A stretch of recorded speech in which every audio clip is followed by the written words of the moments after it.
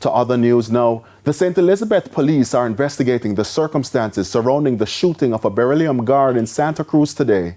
Reports are that the guard was among a team loading an ATM machine at the National Commercial Bank around 5 o'clock Saturday when customers outside the bank reportedly heard a loud explosion. The guard was later seen in a pool of blood. The police were called to the scene and the injured guard was taken to hospital.